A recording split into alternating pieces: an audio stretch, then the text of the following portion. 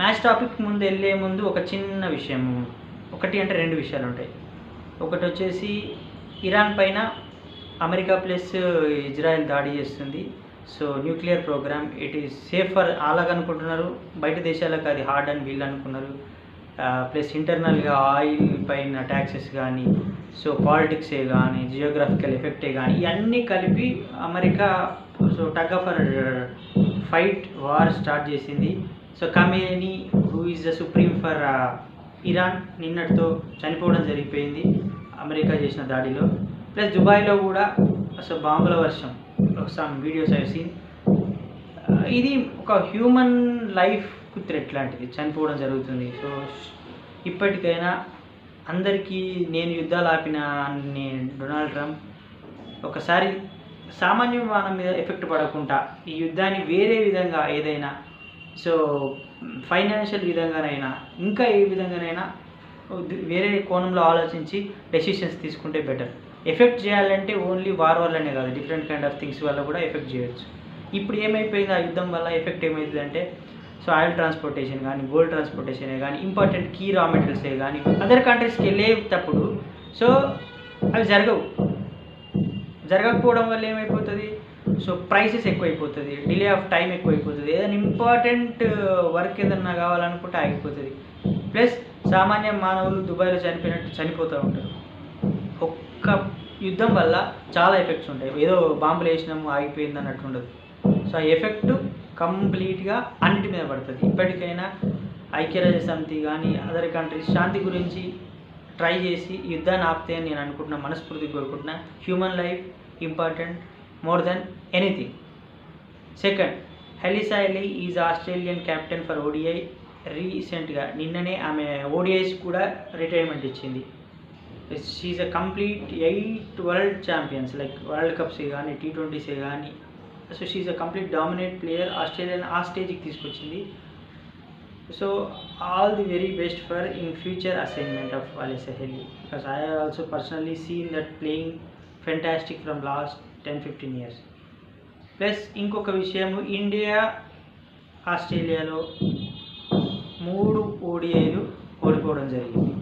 మనం ఇండియాలో జరిగే ఈ వరల్డ్ కప్ గురించి ఆలోచిస్తున్నాం. ఇండియా పరువు ఎక్కడ పోయినా పరువు పోయినట్టేనా. సో ఆస్ట్రేలియాకి వెళ్ళి ఆస్ట్రేలియా గడ్డ మీద 3 ఓడిఐలు ఓడిపోయింది. ఓన్లీ T20లో గెలవగానే మనం అనుకున్నాము మళ్ళీ కంప్లీట్గా డామినేట్ చేస్తారని అనుకుంటున్నాం. BCCI ఇప్పటికైనా ఇద్దరు కాంట్రాక్ట్ సేమ్, ఇద్దరు space scale salaries same. So India కూడా ఓన్లీ క్రికెట్ మీదనే దృష్టి పెట్టింది. BCCI లాంటి కౌన్సిల్స్ ఆల్ స్పోర్ట్స్కి కూడా ఉంటే బెటర్. వాళ్ళు కూడా జైషా లాగా ఒక్కొక్క బోర్డుకు ఒక్కొక్క అధ్యక్షుడు ఉండి సేమ్ ఇతను ఎట్లా తీసుకున్నాడో కసిగా తీసుకొని IPLను కానీ మిగతా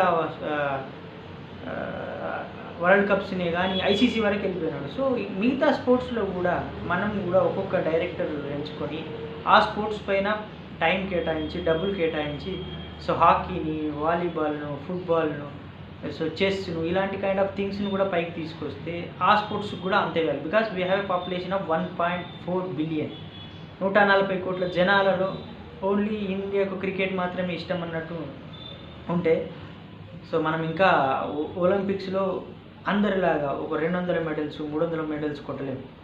సో మనం కూడా ఒక క్రికెట్నే కాకుండా మిగతా స్పోర్ట్స్ మీద కూడా వీళ్ళు ఇన్వెస్ట్ చేస్తే బెటర్. ఈవెన్ BCCI దగ్గర 70,000 కోట్లు ఉన్నాయంటారు, కానీ గ్రౌండ్లకు ఒక డ్రైనేజ్ సిస్టమ్ ఉండదు. గట్టిగా వర్షం పడితే మ్యాచ్లు ఆగిపోతాయి. ఎప్పుడో నా చిన్నప్పుడు పైన క్లోజ్డ్ రూప్స్ వస్తాయి, మ్యాచ్ ఆడొచ్చు. ప్లస్ వర్షం పడ్డప్పుడైనా క్లోజ్ చేయొచ్చు రూప్స్ అని. అవన్నీ ఏవి కావు. డ్రైనేజ్ సిస్టమ్ కూడా పర్ఫెక్ట్ లేదు. మన ఓన్లీ ఇండియాకు సో BCCIకు డబ్బులు సంపాదించడం తప్పితే మిగతా ఆలోచన అనేది ఉండదని నేను అనుకుంటున్నాను. కాంట్రాక్ట్లు ప్లస్ వాళ్ళని సెలబ్రిటీలు చేయగానే వాళ్ళ ఆటనైతే కంప్లీట్గా వ్యానిష్ అయిపోతుంది. మంచి మంచి ప్లేయర్స్ ఏమో ఇంటికాడ కూర్చుంటారు, టీవీలో చూస్తారు. ఇంకా ఇక అసలు వాళ్ళు ఆటకు పనికిరాని వాళ్ళంతా బెంచ్లో ఉంటారు, గ్రౌండ్లో ఉంటారు. ఇప్పటికైనా ఎవరైనా అట్ ఈస్ Telugu message or English message, ఇది ఒక మెసేజ్ లాగా పైకి వెళ్ళిపోయి మిగతా స్పోర్ట్స్ మీద కూడా ఇన్వెస్ట్మెంట్ జరగాలి. అన్నిటికి కూడా ఒక కౌన్సిల్ ఉండాలి, మంచి కౌన్సిల్, పొలిటిక్స్ కౌన్సిలింగ్ కాదు. సో ఈరోజు మ్యాచ్ అందరూ అనుకుంటారు ఇండియా సెమీస్కి వెళ్ళిపోయిందని. It is poor performance in the batting and bowling, fielding. Sanju Samson ఒక అతను కామెంట్లో మంచిగా రాసినాడు పొద్దున సోషల్ మీడియాలో చూస్తుంటే. ఓపెనర్ రోహిత్ శర్మ లాగా ఆడినాడు, విరాట్ కోహ్లీ లాగా మిడిల్ ఆర్డర్ ఆడినాడు, క్లాస్ ప్లేయర్ ఫినిషర్గా ధోని లాగా ఆడినాడు. ధోనికి బదులు నేను ఇంకొకటి తీసుకుంటాను, అది నా పర్సనల్ ఛాయిస్. సో ఒక పర్సన్ 3000 అతనికి కాంట్రిబ్యూషన్ ఇచ్చినాడండి. ఒకవేళ అతను కానీ ఆడకపోయి ఉంటే మనం ఇంత ఇండియా గురించి మాట్లాడిన వేస్ట్ ఉంటుండే. నైట్ 49.7 crores పీపుల్ చూసినారు మ్యాచ్ 11 వరకు కూడా. సో టైటే వచ్చింది. సంజు శాంసన్ నిలబడి ఒక క్లాస్ ప్లేయర్ లాగా ఆడకపోయి ఉంటే మన పరిస్థితి ఎన్ని చెప్పుకున్నా వేస్ట్ ఇన్ ద సెన్స్ మాట్లాడి వేస్ట్. ఓడిపోతే దాని గురించి అనలైజ్ చేస్తాం, గెలుస్తుగా దాని గురించి పట్టించుకోమన్నమాట. ఈవెన్ గంభీర్ డ్రెస్సింగ్ రూమ్లో పాజిటివ్నెస్ గురించి ఇన్ని రోజులు నేను ఛాన్స్ ఇవ్వలే కదా, సో ఈజీగా ఫీల్ అయిపోయాడు. ఎందుకంటే సంజు శాంసన్ 12 years నుంచి ఆడుతున్నాడు గేమ్. సూర్యకుమార్ కూడా అదే కోవా నుంచి, యాక్చువల్గా ఫస్ట్లో ఇనిషియల్గా సూర్యకుమార్ని ఎవరు తీసుకోలేదు, బట్ తీసుకున్నారు, లైనప్కి వచ్చారు. ఇప్పుడు కూడా సంజు శాంసన్కు ఇన్ని రోజుల నుంచి ఎందుకు ఇస్తున్నారు ఛాన్సెస్ అని అందరూ అంటుంటారు. బట్ ఈరోజు చూసినారు కదా, అతను క్లాస్ ప్లేయర్గా ఆడతాడు. ఎందుకంటే ఫస్ట్ బ్యాటింగ్ ఎక్కినప్పుడు 250 కొట్టాలన్నప్పుడు ఆడతాడు. బట్ ఈరోజు సేమ్ పాకిస్తాన్ మీద ఎప్పుడైతే విరాట్ కోహ్లీ ఎట్లా ఆడి గెలిపించినాడో ఈ మ్యాచ్ కూడా అట్లాంటిది. ఇనిషియల్గా వికెట్లు పడడము, ఏదో ఊపడము, ఇది ఏంటంటే డూ ఆర్ డై నాకౌట్ లాంటి మ్యాచ్. సో అందరు కలిస్తేనే గెలుస్తుంది, ఒక్కరితో మాత్రం గెలవదు. ఇప్పటికైనా ఒక బుమ్రా ఆ 2 వికెట్లు ఆ మధ్యలో తీయకపోయి ఉంటే, ఆ 3 ఓవర్లు పాపం బుమ్రా పడకపోయి ఉంటే వాళ్ళ 250 కొడుదురు. ప్లస్ నేను ఒక వీడియో చేసిన దీనికంటే ముందుది, వాళ్ళు కన్ఫ్యూజన్లో ఉన్నారు. వెస్టిండీస్ అంతా కన్ఫ్యూజన్లో ఆడి కొట్టాలా వద్దా అని ఆడినారు. అసలు కొట్టాలని రియల్గానే అనుకుంటే సరే ఎట్లయినా ఓడిపోయినా గెలుపు లాస్ట్కి ఏదో ఫలితం వస్తుంది కదా, 250 కొట్టేది ఉంది, భయపడ్డారు. ఇప్పుడు నేను ఫస్ట్లో అవుట్ అయితే నెక్స్ట్ వచ్చి క్యారీ ఫార్వర్డ్ చేస్తారా లేదా. షెయ్ హోప్ ఒక వన్డే లాగా ఆడినాడు, 32 రన్లు 33 బాళ్ళు, అది వన్డే లాగా ఆడినాడు. సో చేస్ ఫస్ట్ నుంచి ఆడుతూనే ఉన్నాడు. హెట్మయర్ వికెట్ అన్ఫార్చునేట్ థింగ్ అది. సో ఇప్పటికైనా నెక్స్ట్ గేమ్కు ఈరోజు ఇది ఫెయిల్యూర్ అనుకొని దాన్ని అనలైజ్ చేసుకోవాలి, గెలుపనే కాదు. సంజు శాంసన్ లేడు అని పక్కకు పెట్టుకొని అనలైజ్ చేసుకోవాలి. సంజు శాంసన్ ఇంకా ఆడలేదు, ఈరోజు మ్యాచ్ ఎట్లుంటుంది, సో ఏంది పరిస్థితి అని ఆలోచించి ముందడికి పోవాలి. ఈ గెలుపు కూడా నేనైతే 100% గెలుపు అని అనుకోవట్లేదు. ఎందుకంటే it's not a complete one man show. Sanju Samson బౌలింగ్లో బుమ్రా, ఐ హోప్ ఇంకా వేరే 20 రన్లు 15 రన్లు ఎవరైనా కొడతారు. ఎందుకంటే అంత పే చేసి అంత 40,000 మంది జనాలలో ఆడాలి. ప్లస్ ఇంకొక match South Africa versus Zimbabwe, అది కంప్లీట్గా చెప్పినాను. It is South Africa match 154 plus Sikandar రాజ్కి మ్యాన్ ఆఫ్ ద మ్యాచ్ ఇచ్చినారు. ఎందుకంటే he's only one and man show. ఎవరు కూడా సెంచరీ చేసిన దికాన్ని 74 రన్లు కొట్టిండు. ఓకే, సో జింబాబ్వే గురించి ఇక్కడ వరకు రావడము ప్లస్ ఆ 4+3 7 మ్యాచెస్ మంచి కంట్రీస్ తోటి ఆడడము, it is a lesson for them. ఒక ఛాయిస్ ఇచ్చినాడు గాడ్. సో ఇప్పుడు నెక్స్ట్ లెవెల్కి దీన్ని ఎలా తీసుకెళ్ళాలని వాళ్ళు కూడా ఆలోచించాలి. మేబీ ఆఫ్ఘనిస్తాన్ లాగా కూడా తయారు కావాలి. ఆఫ్ఘనిస్తాన్ అసలు సెమీస్కు వరకు కూడా వచ్చే ఛాన్స్ ఉంటుండే, అట్లాంటి టీం పోయింది. ఈసారి అది రీప్లేస్మెంట్గా జింబాబ్వే లాంటివి తీసుకోవచ్చు. కంప్లీట్గా సౌత్ ఆఫ్రికా డామినేటెడ్, అది కూడా ఒక 3-4 ప్లేయర్స్ను రీప్లేస్ చేసుకొని ఆడారు ఈరోజు, లైక్ బీ టీమ్ లాగా ఆడారు. వాళ్ళు కూడా ఇది ప్రాక్టీస్ గేమ్, మిగతా వల్ల బౌలింగ్ పడుతుందా లేదా అని యాక్టివ్గా ఆలోచించుకొని సెలెక్ట్ చేయడం జరిగింది. ఇంకొక అతని కామెంట్ సోషల్ మీడియాలో చూసిన, ఇది ఇండియాకు వర్తిస్తుంది. ఇండియా మ్యాచ్కు క్లాస్ రూమ్లో ఎవడైనా ఆన్సర్ చెప్తాడు, కానీ ఎగ్జామ్లో రాస్తేనే దానికి పాస్ అయినాకనే తెలుస్తుంది దాని వాల్యూ అని. సో ఇలాంటి కొటేషన్స్ ఎట్లా వస్తాయి అంటే, వాళ్ళు రియల్గా డెప్త్గా క్రికెట్ మీద మంచి స్పోర్టివ్ స్పిరిట్ అవగాహన ఉన్న వాళ్ళకే వస్తాయి ఇట్లాంటివి. బట్ వాళ్ళు ఏంటంటే సోషల్ మీడియాలో ఒక కామెంట్ రూపకంగా పెడతారు. వాళ్ళు రియల్గా మాట్లాడితే వాళ్ళే సోషల్ మీడియాకు ప్లాట్ఫామ్ వాళ్ళైతే.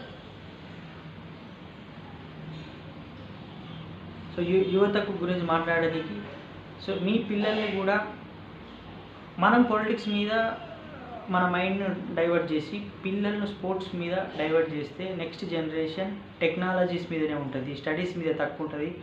Technology, social platforms, politics, so money దాంట్లోనే ఎక్కువ సంపాదించవచ్చు, రియల్ ఎస్టేట్స్. సో ఎడ్యుకేషన్ ఎంతున్నా ఒక లెవెల్ వరకు వెళ్తున్నారు.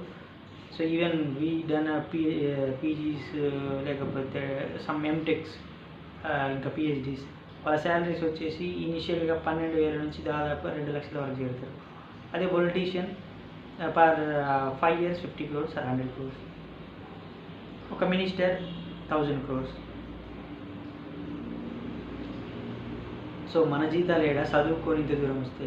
సో ఈవెన్ సో ఆ లా అండ్ ఆర్డర్ కూడా వాళ్ళ కంట్రోల్ ఉంటుంది. మనం ఫోన్ చేస్తే ఎవరినారు. సో అట్లీస్ట్ మనం ఒక ఇద్దరం ఉన్నాం అనుకో ఇంట్లో, ఒకరిని కంప్లీట్గా ఇలాంటి వాటి మీద ఫోకస్ చేసి ఒకరు కంప్లీట్గా స్టడీస్ మీద టెక్నాలజీ మీద ఫోకస్ చేయాలి. దేంట్లో ఒక దాంట్లో క్లిక్ అయితే మన ఫ్యామిలీ అనేది ముందరికి వస్తుంది. ఫైనాన్షియల్గా మాత్రం ఉమ్మడి కుటుంబం కానీ ఐ ఫీల్ దట్ ఎవ్రీవన్ ఉమ్మడి కుటుంబంగా ఉండాలి. ఉమ్మడి కుటుంబమే అన్నిటికీ చాయిస్. విడిపోతే ఇక మనం ఒంటరి అయిపోయినట్టే. సో మనం డిప్రెషన్కి వస్తాం. మన అన్న ఉన్నాడు, మన అన్నకు మనం ఏ టాపిక్ చెప్పలేము, అన్న ఇది అవుతుంది అని. సో ఫాదర్కి ఏం చెప్పలేము, ఇద్దరు కొడుకులు ఉంటే వాని బతుకు వాడు వీని బతుకు. సో కంప్లీట్గా పిల్లలు పెద్దగా అయ్యే వరకు అన్నదమ్ములు కలిసి ఉంటేనే బెటర్ అని నా ఒపీనియన్. ఉమ్మడి కుటుంబాలుగా అందరూ ఆలోచించాలి. ఉమ్మడి కుటుంబంలో ఉన్న వాల్యూస్, మోరల్స్, ఎథిక్స్ ఇండివిజువల్గా రావు. కష్టమైనా నష్టమైనా ఇంట్లో సమస్య ఇంట్లోనే తీర్చుకోవాలి. బయట క్రిటిసిజం తప్పితే హెల్పింగ్ నేచర్ ఎవరికి ఉండదు. సో ఎంత రక్త సంబంధం గట్టిగా ఉంటుందో ఆ కుటుంబాలు బాగుపడతాయి. వాళ్ళ డిస్కషన్ చేసుకోవాలి. ఈవెన్ విడిపోయినా ఏదైనా ప్రాబ్లం వచ్చినప్పుడు కంప్లీట్గా అందరూ ఒకటి కాదు. అదే మన మూలం. ఆది మానవుల నుంచి మనం వచ్చినాము, మన పేరెంట్స్ నుంచి మనం కంప్లీట్గా మనం వచ్చినాము. సో ఆ బ్లడ్ని మనం కాపాడుకోవాలి. మన తాత మనకు ఒక వంశాన్ని ఇచ్చినాడు. సో ఆ వంశంలో 2-3 ఉంటారు. సో కొడుకులు, బిడ్డలు. సో ఆ గ్యాదరింగ్ అనేది ఎప్పటికీ, ఆ బాండింగ్ అనేది అట్లీస్ట్ అట్లా ఉంటే మన గ్రాండ్ పేరెంట్సే కానీ వాళ్ళ తరాలే కానీ so they will happy in that. అరే అందరూ కలిసి ఉన్నారండి. ఇప్పటికైనా అందరూ కలిసి ఉందాము. పిల్లల్ని స్పోర్ట్స్కి కానీ అదర్ యాక్టివిటీస్కి కానీ పంపించి మనం ఇప్పటికైనా మారి పాలిటిక్స్లో ఎవరైతే అన్యాయం చేస్తారో వాళ్ళని ప్రశ్నించుకుంటూ కొంచెం నేర్చుకోవాలి. గ్రాడ్యుయేటీ. సో గ్రాడ్యువల్గా వస్తుంది ఏదైనా. డే 1 మనం పోయి పోరాడితే ఎవరు రారు. సో ఈ ఇన్నర్ సర్కిల్ని పెంచుకోవాలి. మంచితనంతో ఇన్నర్ సర్కిల్ని పెంచుకొని సో వీటన్నిటిని మిస్టేక్స్ పాస్ట్లో ఏదో మిస్టేక్ చేసింటే దాన్ని కరెక్ట్ చేసుకుంటూ స్లోగా గ్రాడ్యువల్గా మనకు కూడా సొసైటీలో ఒక పేరు తెచ్చుకొని సో పాలిటిక్స్లో ఇన్వాల్వ్ అవ్వడం బెటర్ అనుకుంటున్నాను. సో ఇంకా నా ఛానల్ని సబ్స్క్రైబ్ చేసుకోవాలంటే సబ్స్క్రైబ్ చేసుకోండి. నా వీడియోస్లో ఇంకా మరిన్ని కొత్త డిసీజెస్ గురించి ఫ్యూచర్లో సో ఎవరైనా సో ఆల్కహాల్ డ్రింక్ చేస్తుంటారు కదా, వాళ్ళు డ్రింక్ చేసినా కూడా లివర్ డ్యామేజ్ కాకుండా కొన్ని vaccines. So I'm working on that. Plus GVHT, graft versus OGC. So మోకాలు చిప్పల ఆపరేషన్ ఫెయిలియర్ అవుతున్నాయి. Plus chronical optical polymer disease like మన లంగ్స్కి సంబంధించింది సిఓపిడి అంటారు. సో ఇట్లాంటివి నేను ప్రస్తుతానికి రీసెంట్ లాస్ట్ 1 year ముందు ప్రాజెక్టులో ఇన్వాల్వ్ అయిన టాపిక్స్ ఇవి. అంతకుముందు కూడా నేను చేసిన వ్యాక్సిన్స్ కూడా ఒక్కొక్కటి నా డెప్త్ ప్రాక్టికల్ ఆన్ వ్యాక్సిన్స్ కూడా ఎక్స్ప్లెయిన్ చేస్తాను. It may use for you. ఇంతటితో బాయ్ బాయ్.